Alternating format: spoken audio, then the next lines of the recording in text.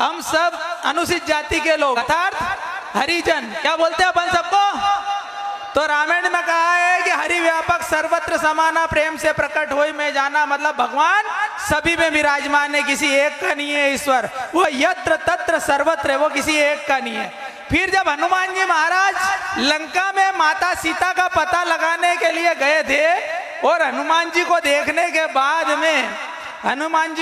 के बाद में सीता माता जब उनको देख के भावुक हो गई, आंखों से आंसू बहने लगे, तो कहने लगे कि हरिजन जानी प्रीति अति गाड़ी सजल नयन पुलकावली बाड़ी। मतलब हरि का जन, हनुमान जी को हरि का जन कहा। हरि का दूत मतलब रामदूत है ना। हनुमान चालीसा में ये दुआ कि रामदूत में मातु जान की सत्य शपथ करुणा निधान की।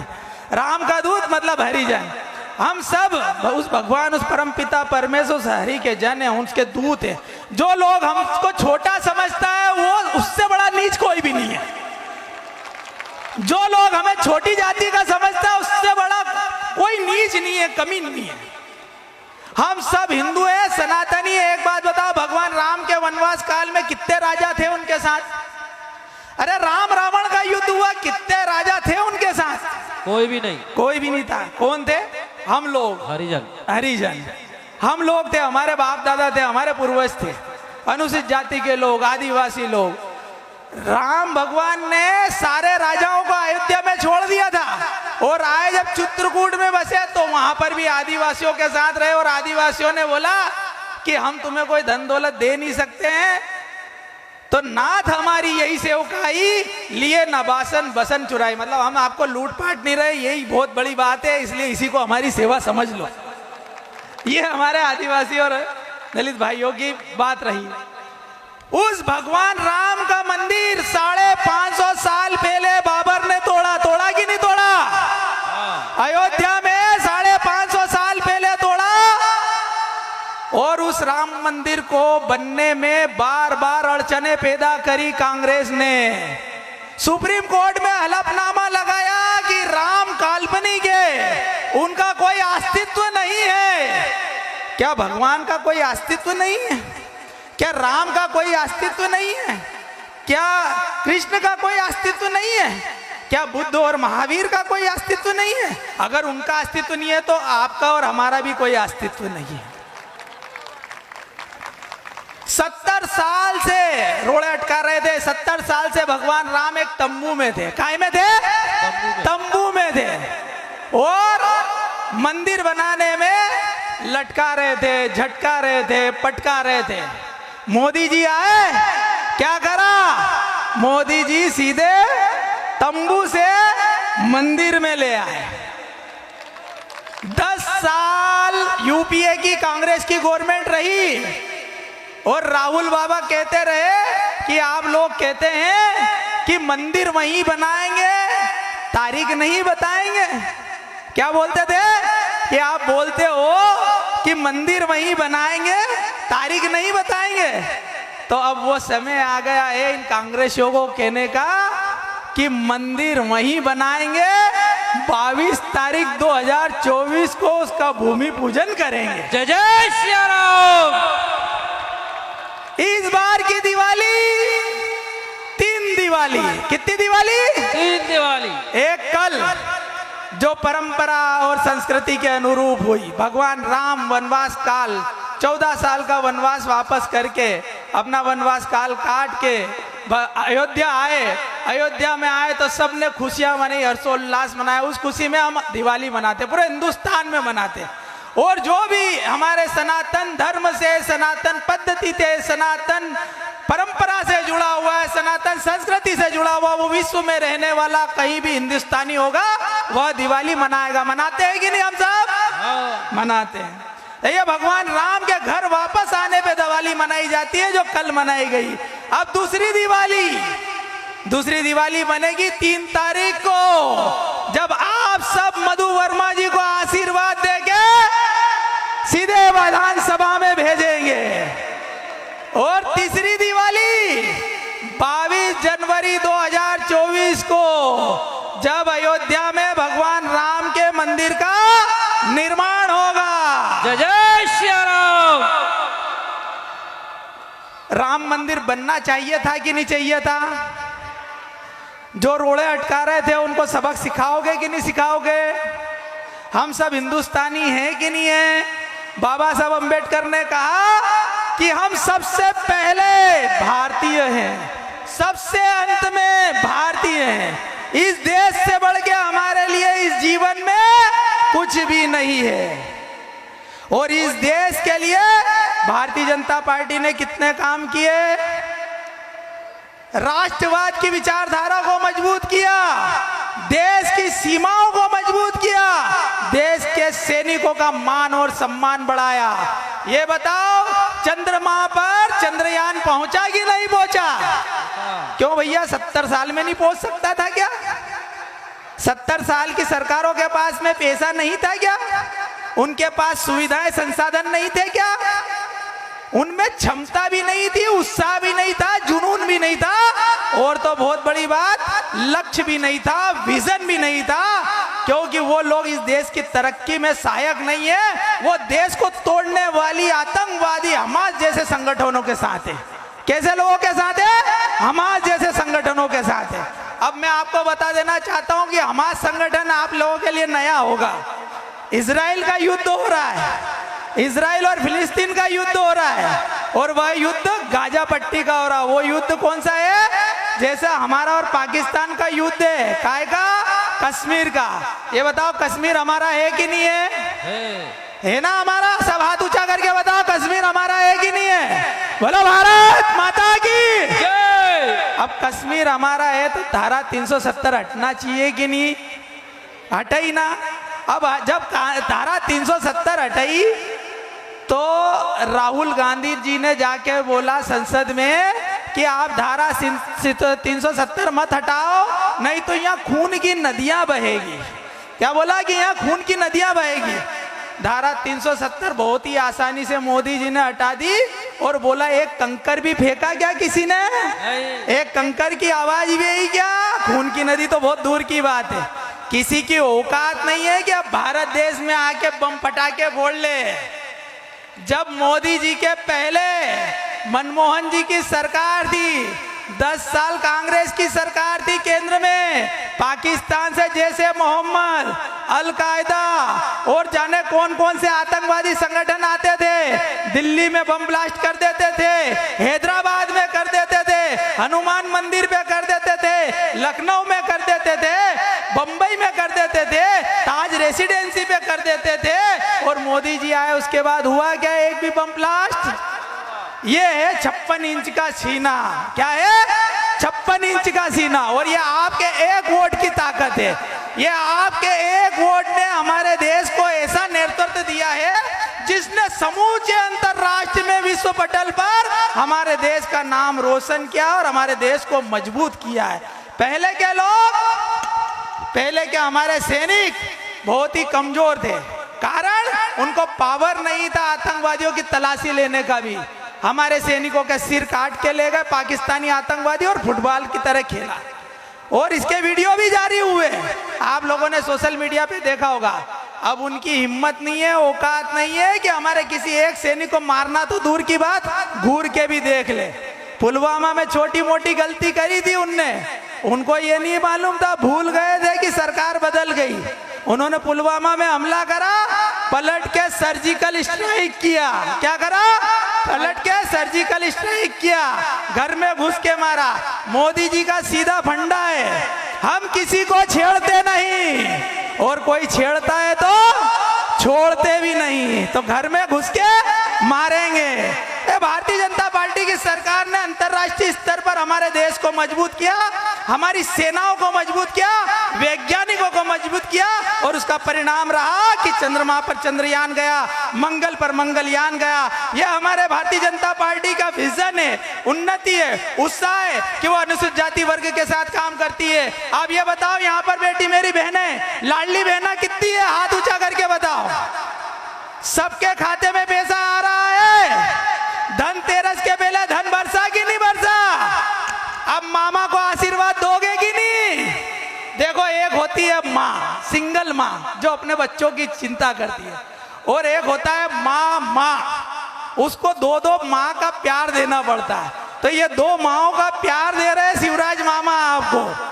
क्या एक माँ का प्यार नहीं मिल रहा है, ये 2 माँ का प्यार मिल रहा है। और ये सारी योजनाएं आप बहनों के लिए, गरीब लोगों के लिए, मजदूर लोगों के लिए, जननी सुरक्षा योजना आप लोगों के लिए, संबल योजना आप लोगों के लिए, उज्ज्वला योजना आप लोगों के लिए, पीएम आवास की योजना आप लोगों के लिए, ये सारी योजनाओं का लाभ आपको मिले और आप तरक्की करो, उन्नति करो और आपका खुशहाल जीवन हो, अपना आर्थिक स्तर सुधरे।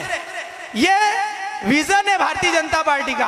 आपने पिछली बार में मधु भैया को आशीर्वाद दिया या कंजूसी करी, 5 साल अगर और कोई नेता होता तो घर में सो जाता, आराम करता, किंतु मधु भैया ने क्या करा, 5 साल बाद में हरने के बाद भी आपकी अनवरत सेवा करी, आप लोगों की सेवा में कोई कमी नहीं रखी, एक से एक सड़कें बनाई। जितनी सड़कें आपके यहाँ पर, या आप देखें भंवर कुआं से लेकर तेजाजी नगर तक का जो 6 लेन बन रहा है वो मधु भैया ने बनाया, राजेंद्र नगर का ओवरब्रिज उन्होंने बनाया, टंटिया मामा की प्रतिमा उन्होंने करवाई, चंद्रगुप्त मौर्य की प्रतिमा उन्होंने बनवाई, केट रोड वाला रोड भी उन्होंने बनवाया, नर्मदा का 3रा चरण भी मधु भैया लेकर आए। मतलब उन्होंने 5 साल अनवरत काम किया। कोरोना के अंदर सब लोग, जवान लोग घर में बैठ गए थे कि नहीं? और कोरोना के अंदर 71 साल की उम्र में मधु भैया ने आप लोगों की सेवा करी। 71 साल की उम्र में मैंने उनको कोरोना में बोला कि आप मुझे दे दो, उन्होंने मुझे पहुंचाया अनाज। मेरी भी वीडियो आपने देखी होगी जो बांटते हुए, वो सब मधु भैया ने मेरे को सुविधाएं उपलब्ध कराई थी अनाज बांटने की। वो जो अनाज में बांटता था, जो हमारे अनुसूचित जाति के लोग, कमजोर लोग, गरीब लोग और सर्व समाज के गरीब कमजोर लोगों को हमने अगर सेवाएं दी तो वो मधु भैया के कारण दी। मधु भैया ने उस समय इतनी सेवाएं दी, इतनी मदद करी। और फिर उसके बाद में मैंने बोला मधु भैया 71 साल की उम्र है, कोरोना आपको हो जाएगा, आप बीमार हो जाओगे, इस उम्र में आप अपने आप को थोड़ा कंट्रोल करो, घर में रहो। तो मधु भैया कहते हैं कि बड़े भाग मानुष तन पावा, सुर दुर्लभ मुनि ग्रंथन गावा। बड़े भाग्य से मनोज इस मनुष्य का शरीर मिला है और ये राऊ की जनता मेरा परिवार है। यदि इसको छोड़ के अगर मैं घर में सो गया तो मैं ऊपर वाले को मुंह नहीं दिखा पाऊंगा। क्या बोले? मैं ऊपर वाले को मुंह नहीं दिखा पाऊंगा। इसलिए मैं अंतिम सांस तक इस जनता की सेवा करूंगा। ये मेरा परिवार है, भले ही मेरे को कोरोना हो जाए, होता है कल होता है, आज हो जाए, बाकी मैं मेरे पब्लिक के बीच में, मेरी जनता के बीच में, मेरे परिवार के बीच में रहूंगा। वो मधु भैया है जिन्होंने अपने जान की परवाह नहीं करी और आप लोगों की सेवा में दिन रात कोरोना के समय लगे रहे कि नहीं? तो एक बार जोरदार ताली मधु भैया के लिए बजा दो। बोलो भारत माता की। अब सुनो एक और बस आखिरी बात, उसके बाद में मैं अपनी बातों को विराम दूंगा। मुझे मालूम है आप सबको भूख लग रही है। तो कौरव और पांडव को जानते हो? अरे हाथ ऊंचा करो। अरे यार सब तो जानते हैं। तो कांग्रेस का अध्यक्ष अभी मल्लिकार्जुन खड़गे आए थे, उन्होंने बोला कि मेरी 5 पांडवों से लड़ाई है, मतलब भाजपा के 5 पांडवों से लड़ाई है। तो उन्होंने स्वयं ने स्वीकार कर लिया कि भारतीय जनता पार्टी पांडवों की पार्टी है और कांग्रेस की पार्टी कौरवों की पार्टी है। कौरव अर्थात दुशासन, कौरव अर्थात शकुनी मामा, कौरव अर्थात दुर्योधन, दुर्योधन शकुनी मामा और दुशासन। ये कौन है? दुशासन जिन्होंने द्रौपदी माता का चीरहरण किया। और शकुनी मामा कौन? जुआरी में छल से कपट से अपने परिवार के लोगों को बर्बाद किया। दुर्योधन कौन? अपने भाई की जमीन हथियाना चाहता है, जायदाद हथियाना चाहता है। ऐसी टीम के लोग है ये कौरवों। अब ये बताओ कौरव, कोरोना और कांग्रेस तीनों की राशि एक है कि नहीं है? तो भगवान कृष्ण ने हजारों साल पहले कौरवों का नाश किया, वंशवाद पूरा खत्म कर दिया ये पापियों का। फिर उसके बाद में क्योंकि मानवता के खिलाफ थे, फिर कोरोना आया। फिर कोरोना को किसने खत्म किया? आप सब ने मिलकर, आप सबकी इम्यूनिटी ने, आप सबकी एकात्म क्षमता ने, आप सबकी एकाग्रता ने कोरोना को खत्म किया। अब आ गई वापस कांग्रेस झूठ का जाल, भ्रम का जाल, फरेब का जाल बिछाने। क्या करोगे आप सब?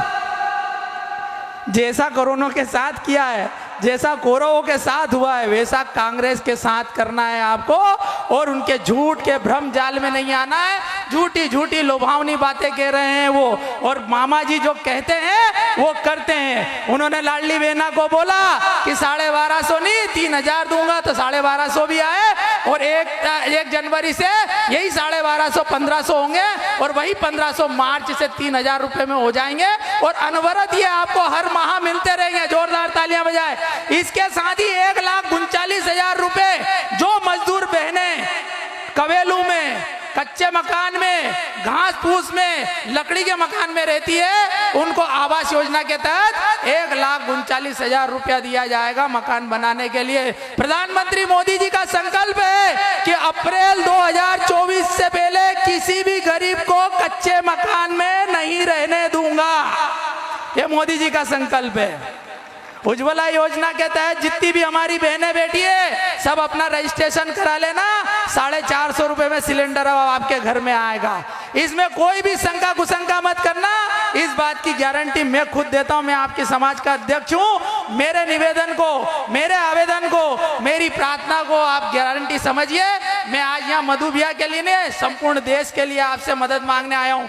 ये आपका एक वोट देश को मजबूत करेगा। ये आपका एक वोट प्रदेश को मजबूत करेगा। ये आपका एक वोट हिंदुत्व को मजबूत करेगा। ये आपका एक वोट सनातन को मजबूत करेगा। ये आपका एक वोट वैज्ञानिकों को मजबूत करेगा। ये आपका एक वोट शिक्षकों को, विद्यार्थियों को मजबूत करेगा। ये आपका एक वोट लाडली बहना के लिए। ये आपका एक वोट लाडली लक्ष्मी के लिए। ये आपका एक वोट जननी सुरक्षा के लिए। ये आपका एक वोट प्रधानमंत्री आवास योजना के लिए। ये आपका एक वोट लाडली बहना के लिए। ये आपका एक वोट राष्ट्र हित के लिए।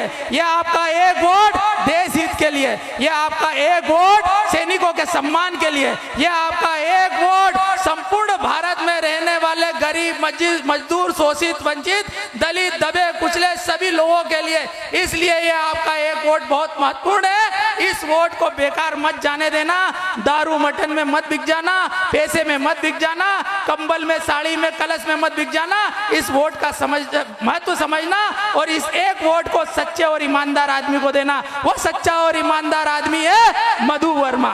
वो सच्चा और ईमानदार आदमी है मधु वर्मा, जिसने निस्वार्थ भाव से आपकी सेवा की है। इन 5 सालों तक बिना किसी स्वार्थ के निष्कपट भाव से आपकी सेवा करी, तभी पार्टी ने अवसर दिया मधु भैया को। इसलिए वो दोबारा आपकी सेवा करे, और ताकत से सेवा करे, और शक्ति से सेवा करे। इसलिए मधु भैया को आशीर्वाद दीजिए। 17 नवंबर को सूरज की पहली किरण के साथ कमल का बटन दबाना है। 3रे नंबर पे मधु भैया का नाम है। कितने नंबर पे है? 3रे नंबर पे। तो 17 नवंबर को सूरज की पहली किरण के साथ कमल का बटन दबाना है। भारतीय जनता पार्टी को जिताना है। मधु भैया को आशीर्वाद देकर अपना बेटा, अपना भाई, अपना सेवक बनाना है। यही प्रार्थना, यही निवेदन आपसे करने आया था। और एक बार फिर सुन लीजिए, बीते 7 सालों में मैंने भले समाज का अध्यक्ष रहते हुए संपूर्ण अनुसूचित जाति, संपूर्ण जनजाति, संपूर्ण दलित, वंचित, शोषित, मजदूर और गरीब की सेवा निस्वार्थ भाव से की है, निष्कपट भाव से की है। तो मेरा यही प्रार्थना है, यही निवेदन है कि आशीर्वाद के रूप में आप मधु भैया को जिता देना और भारतीय जनता पार्टी की सरकार बना देना। यही निवेदन करने आया था। बोलिए भारत माता की।